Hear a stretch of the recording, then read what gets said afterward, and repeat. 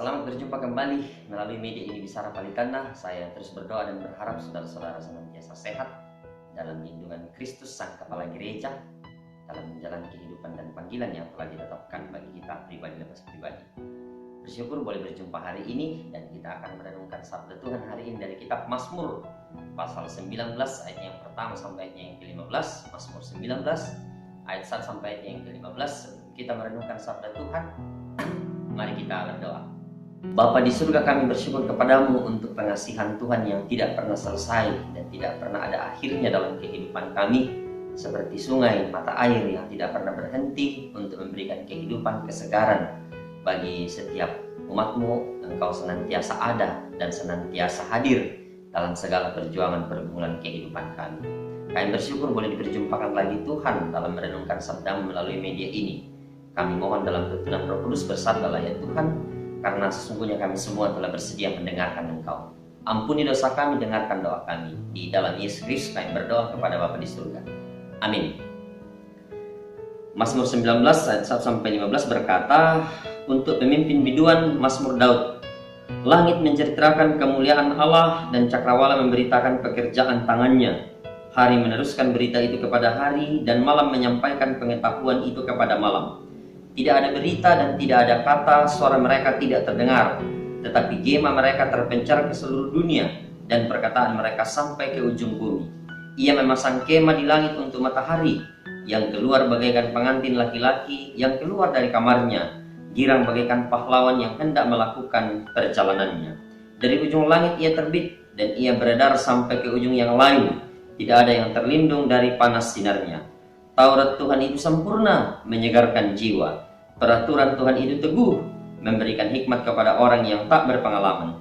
Titah Tuhan itu tepat, menyukakan hati. Perintah Tuhan itu murni, membuat mata bercahaya. Takut akan Tuhan itu suci, tetap ada untuk selamanya. Hukum-hukum Tuhan itu benar, adil semuanya.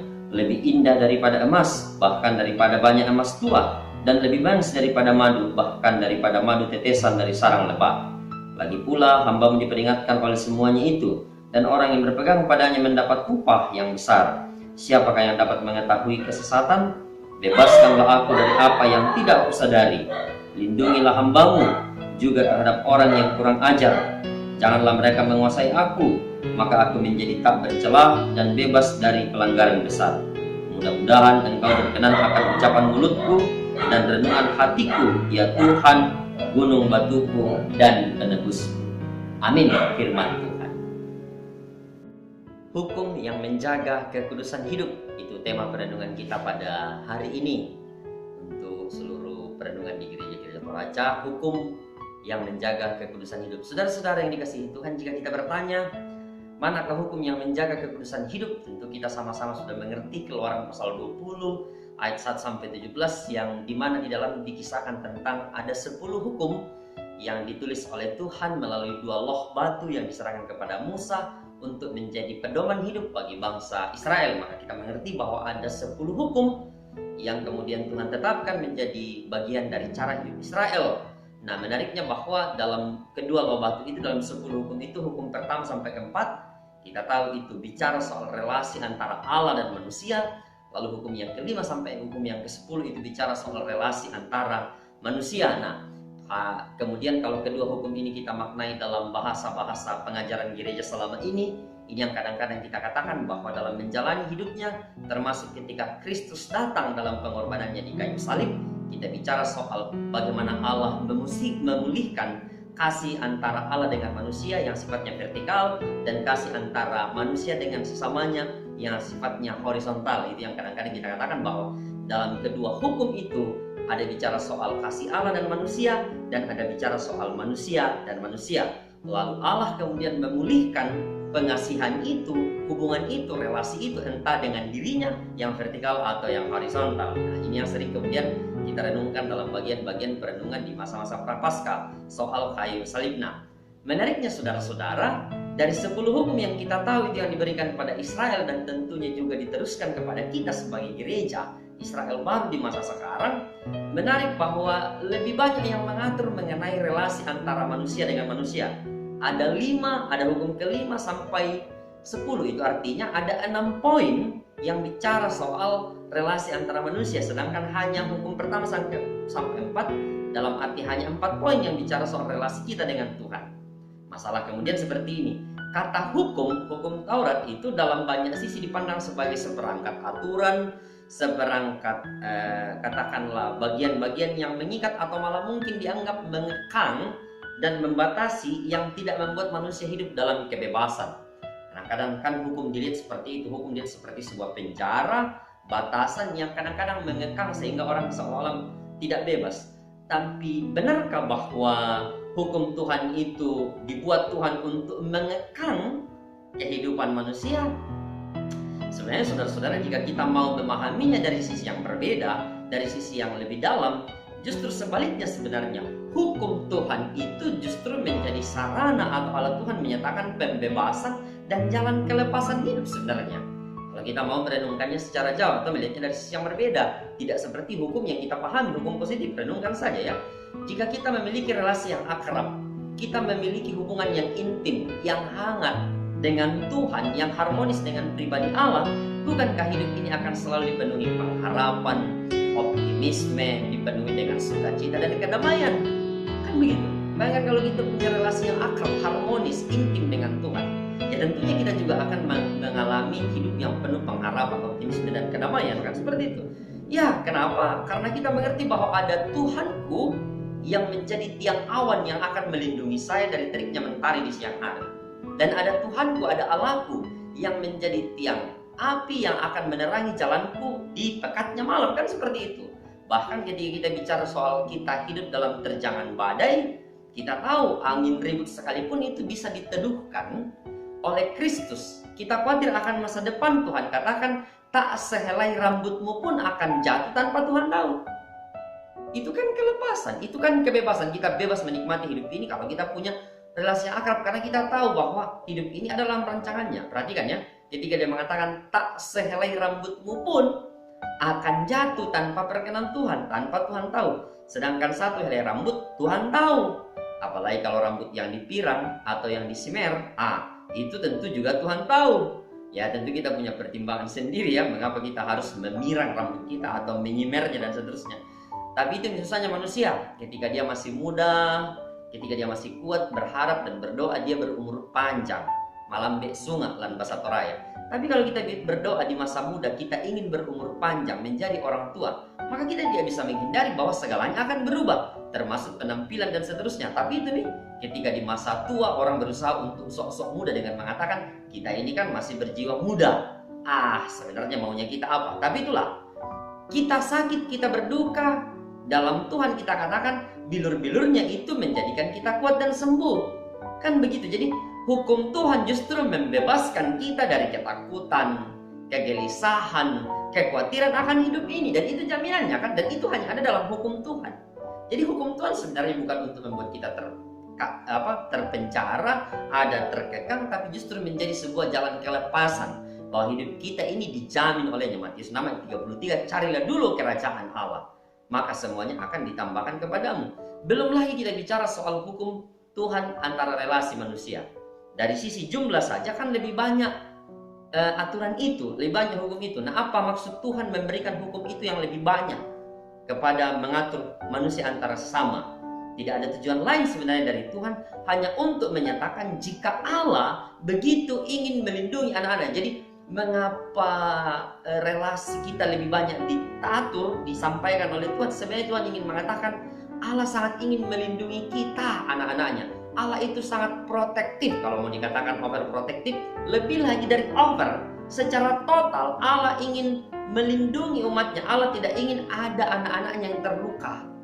Allah tidak ingin ada anak-anaknya yang dirugikan. Allah tidak ingin ada yang dilukai atau melukai, ada yang dirampas haknya dan seterusnya. Bayangkan, jadi hukum itu sebenarnya menuntun kita untuk menikmati betul-betul jaminan, jamahan, perlindungan dan penjagaan kuasa Allah secara utuh gitu loh. Itu menarik sekali kalau kita mau merenungkan dari sisi yang berbeda. Dengan demikian, hukum Allah sebenarnya itu adalah wujud cinta terbesar dari Allah, yang kemudian dia mengharapkan tak seorang pun dari ciptaannya itu binasa. Itu kan poin pertama, poin utama. The first dari segala yang kemudian ingin Tuhan nyatakan bagi seluruh manusia adalah itu, dia begitu mencintai kita, dia ingin sangat menjaga dan melindungi kita sehingga setitik pun dia tidak ingin membuat anak-anaknya itu atau ciptaannya itu ada dalam bahaya atau bencana besar. Dan karena itu dia melindungi kita, menjaga kita, menopang kita dengan hukum-hukumnya itu. Dengan demikian itu mesti menjadi sebuah perenungan bahwa ini adalah tanda Tuhan mencintai kita yang begitu besar, yang tak seorang pun dia biarkan untuk binasa. Nah, semua hal ini kita dapat kenal dari firman Tuhan, dari Alkitab yang kita punya, yang kita baca hari ini. Alkitab kita ini kan 39 perjanjian lama, 27 kitab perjanjian baru, yang semuanya ada 66 kitab. Disinilah, di buku inilah, di Alkitab inilah, saudara-saudara yang tentu kita semua punya, kita akan menemukan apa yang Pemazmur 19 tadi katakan dari ayat 1 sampai 7, bagaimana semesta dan seisinya menggambarkan atau melukiskan keagungan Allah. Kan kalau kita membaca dengan baik bagian itu, langit menceritakan kemuliaan Allah, cakrawala memberitakan pekerjaan tangannya, dan seterusnya. Langit menceritakan, itu kan bicara soal bagaimana semesta menggambarkan dan melukiskan keagungan Allah itu yang begitu luar biasa. Saudara-saudara tentu ada di antara kita yang suka selfie, ambil foto, gambar sendiri, atau kemudian di foto di tempat-tempat yang view-nya, pemandangannya kan indah. Negeri di atas awan, kita tahu itu pantai, gunung-gunung, pepohonan, dan lain sebagainya. Kita kan suka, dan itu semua adalah bagaimana penggambaran dari Tuhan menata semua itu menjadi indah, menata semua itu menjadi luar biasa, amazing. Meskipun kadang-kadang jika kita sudah ambil gambar selfie misalnya, lalu wajah dan tubuh kita kelihatan gemuk, sudah dihapus atau diedit sedikit. Nah, perhatikan kalau misalnya kita ambil gambar selfie, foto, yang diedit itu kan orang-orang yang ada di dalamnya, pemandangannya, atau view-nya, atau background-nya, atau latar belakangnya, kan sudah indah memang, sudah luar biasa. Kenapa? Kita tidak mengedit latarnya, yang diedit adalah banyakkan wajahnya kita, dirinya kita, tubuhnya kita, ya karena latarnya memang sudah indah, tinggal orang yang di dalamnya harus dipermak dengan kamera Vivo misalnya, dan lain-lain sebagainya. Alam yang begitu indah ini ingin menunjukkan jika memang Allah kita adalah pribadi yang menata hidup kita dengan sungguh-sungguh amat baik.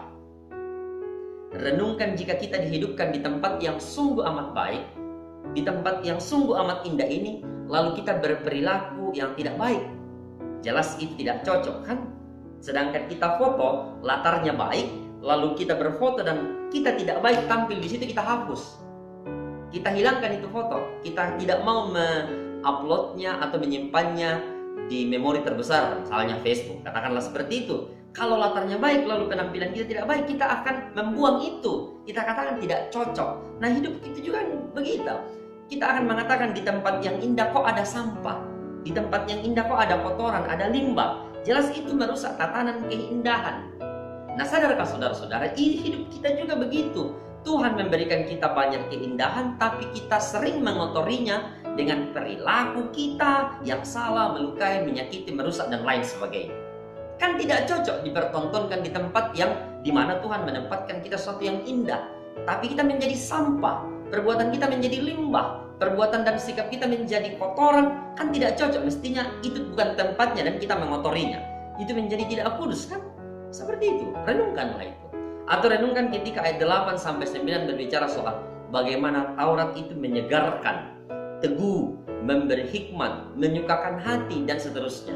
Taurat itu kan kita tahu dari kata Torah yang berarti pengajaran. Pengajaran itu kan mestinya menyegarkan, kata firman Tuhan. Meskipun seringkali khotbah di gereja itu membuat orang mengantuk dan kadang-kadang ngorok. Konon katanya begitu, tapi setelah bangun dia segar. Orang yang tidur di gereja setelah bangun itu pasti dia segar, karena kaget tiba-tiba tinggal sendirian dia di gereja misalnya. Nah, firman Tuhan itu dikatakan teguh, meneguhkan iman yang lemah. Meskipun lebih sering kita kepala batu, keras kepala jika ada teguran firman Tuhan, malahan kita merasa sakit hati dan tersinggung dan merasa pendeta, penatua atau diaken menyinggung-nyinggung kita dari mimbar. Ya elah, bukan seperti itu bermaksud untuk merubah dan membuat kita semakin baik di hadapan Tuhan. Atau ketika firman Tuhan, bacaan kita mengatakan firman Tuhan itu memberikan kita hikmat kakinan. Meskipun kadang-kadang kita lebih mencari hikmat di kata-kata para peramal, di televisi, di koran, di berita, di zodiak, di sio, dan lain-lain sebagainya. Bahkan mungkin kita lebih kadang-kadang menaruh perhatian pada kata-kata orang, pada kata-kata tetangga kita daripada kata-kata Tuhan sendiri atau firman dari Tuhan sendiri. Nah, ini yang paling berisiko dalam hidup kita. Tuhan berkata, kita adalah ciptaan yang sungguh amat baik. Apapun keadaan kita, Tuhan mencintai kita. Mau itu kita pesek, pendek, gemuk, hidup lagi dan seterusnya, bagi Tuhan itu tidak menjadi masalah. Bagi Tuhan itu tidak menjadikan penghalang untuk mencintai dan menyayangi kita. Kita itu semua indah di hadapan Tuhan. Tidak ada yang tidak indah kalau Tuhan menciptakannya. Semua itu indah dan tentu punya keindahan pada masing-masing tempatnya. Tapi ya itu tadi, karena kata-kata tetangga, kita jadi tidak mendengarkan bahwa Tuhan mengatakan apapun keadaanmu, kamu itu indah, kamu itu cantik, kamu itu hebat, kamu itu gagah di hadapan Tuhan. Karena kamu adalah ciptaannya yang seturut dengan segambar dan rupa Allah. Kan begitu. Tapi tetangga kita mengatakan, kamu kayaknya masa gambar Allah tidak bagus, masa gambar Allah pesek, masa gambar Allah hitam, gemuk, hidup lagi, dan seterusnya. Karena kata-kata tetangga kita jadi tidak percaya diri dengan kita malu dengan penampilan orang lain, malu dengan teman-teman di sekolah atau teman-teman di tempat kerja. Jadinya kadang-kadang anak-anak sekolah yang memaksa orang tuanya beli skincare dan lain-lain, berakhir skincare-nya itu menjadi karesan dan lain sebagainya. Cobalah baca dan renungkan. Kita akan tahu seperti apa Tuhan merancang dan merencanakan hidup. Apapun keadaan kita, itu firman-Nya. Kan dia mengatakan begitu, rancanganku bukanlah rancanganmu, tapi rancangan keselamatan. Masalahnya itu kadang-kadang kita lebih malu dan takut pada kritikan tetangga dan orang lain yang belum tentu berasal dari Tuhan dibanding dari Tuhan sendiri. Akhirnya karena kita takut dan malu pada tetangga dan orang lain, kita jadi berani melanggar titah Tuhan. Nah, itu masalah besar kita. Karena kita takut dan malu pada kata-kata orang lain, kita kadang-kadang lebih berani melanggar titah Tuhan di tempat yang tersembunyi.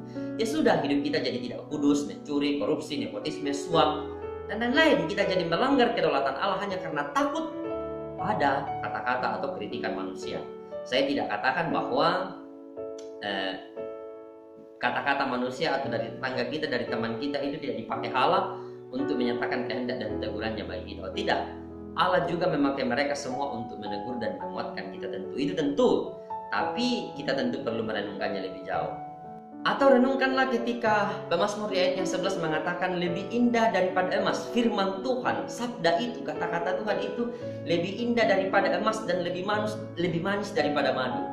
Emas itu kan kita tahu logam mulia yang tidak akan mengalami korosi. Korosi itu kita tahu mengalami kerusakan karena apapun. Nah, itu yang sering dikatakan bahwa emas itu menjadi logam mulia, artinya dia menjadi logam yang tidak akan rusak, tidak akan mengalami kerusakan. Jadi ketika orang sebenarnya mengikatkan cincin emas pada jari seseorang, dia sebenarnya sementara memproklamirkan bahwa cintanya tidak akan mengalami kerusakan karena apapun, selain dari makna bahwa cincin ini tidak mengalami ujung, tidak punya akhir. Nah, madu juga begitu. Dikatakan bahwa firman Tuhan itu lebih manis daripada madu di sarang lebah.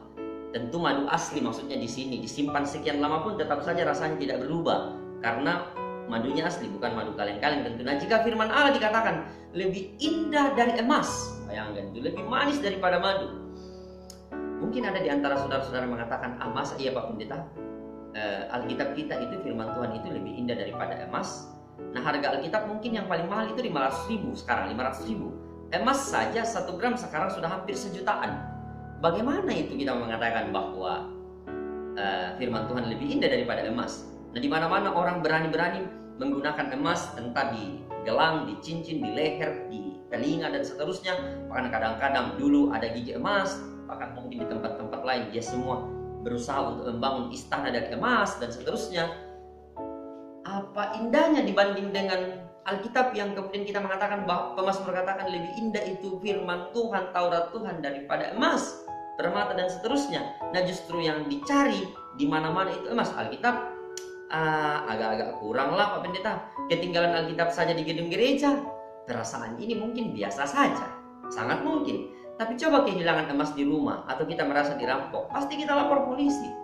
Coba renungkan pertanyaan ini. Sudah pernahkah ada orang di antara kita kehilangan Alkitab, lalu kita lapor ke polsek terdekat? Ada? Paling polisi akan katakan, Alkitab sudah tua juga, mau datang repot-repotkan polisi, tapi emas, pasti dicari sampai dapat. Tapi Pemazmur katakan Lebih indah dari emas itu Torah, itu Taurat, itu firman, itu pengajaran Tuhan. Bagaimana itu? Sebenarnya saudara-saudara, tidak susah untuk memahami bahwa firman Tuhan itu lebih indah.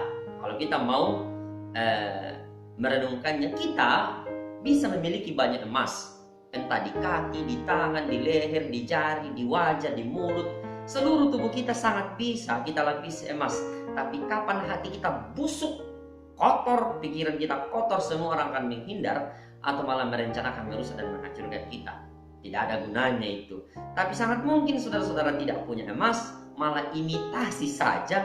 Tapi hatimu, hati kita, pikiran kita berbalut emas dari firman Tuhan, dibalut oleh kasih Tuhan, dibalut oleh sabdanya, dibalut oleh Tauratnya. Dimanapun ada, perilakumu itu tingkahmu akan menjadi berlian bagi dirimu dan bagi keturunanmu. Lebih indah dari emas. Emas setelah kita mati selesai. Tapi perilaku kita yang menjadi emas, mutiara, berlian bagi orang lain, yang karena dibalut oleh firman Tuhan, dia menjaga perilaku kita, menjaga pola hidup kita dalam balutan emas firman Tuhan itu, tentu kita akan menjadi rujukan, teladan, memberikan legasi, warisan yang hebat bagi diri kita sendiri dan bagi orang lain untuk terus memuliakan Tuhan. Jadi ketika kita bicara soal menjaga hukum yang menjaga kekudusan, kehidupan tidak ada pilihan lain, hanya firman sendiri. Firman yang bagaimana kita sendiri terus-menerus tahu mengandalkan Tuhan sebagai juru selamat kita. Dan karena itu tidak ada pilihan lain untuk mengandalkan uang kita, mengandalkan otak kita, mengandalkan materi kita, mengandalkan kekuatan kita. Pada saat kita tidak lagi mengandalkan Tuhan, sebenarnya kita sudah tidak hidup kudus. Dan yang kedua, kita tahu bahwa inilah yang menjadi perisai, pelindung. Dimanapun saya ada, saya sangat mungkin tidak memiliki apa-apa, tapi saya memiliki Torah, saya memiliki pengajaran, saya memiliki firman-Nya. Saya tahu hidupku itu akan menjadi berlian bagi siapapun untuk terus memuliakan Allah. Tuhan memberkati hidupmu, Roh Kudus senantiasa menguatkan. Amin. Kita berdoa. Bapa di surga, kami bersyukur kepadamu. Hari ini kami merenungkan sabdamu dengan baik. Tuhan dimuliakan. Kami berdoa untuk saudara-saudara kami dimanapun berada dalam masing-masing tanggung jawab yang Tuhan karuniakan kepada mereka. Berkaryalah bagi mereka sehingga mereka senantiasa juga sehat, kuat menjalani kehidupan ini dalam kasih Tuhan. Kami berdoa jika ada saudara-saudara kami yang sakit, Tuhan sembuhkan mereka. Jika ada yang berduka, Tuhan hiburkan. Jika ada yang lemah, Tuhan senantiasa kuatkan. Berkati pemerintah kami dalam proses vaksinasi, berkati seluruh perjalanan hidup kami. Dengarkan doa kami, dalam Yesus kami berdoa kepada Bapa di surga. Amin. Hai guys, terima kasih sudah nonton video kali ini. Dan jangan lupa subscribe channel kali ini. Dan jangan lupa nyalakan tanda loncengnya agar kalian mendapat notifikasi dari video selanjutnya. Oh iya, jangan lupa like video kali ini dan share sebanyak-banyaknya ke teman-teman kalian semua.